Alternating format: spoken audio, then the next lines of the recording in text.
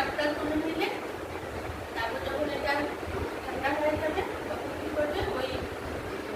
ভাতটাকে থেকে তুলে পেস্ট করে নিলে, ভাতটাকে আলাদা করে নিলে,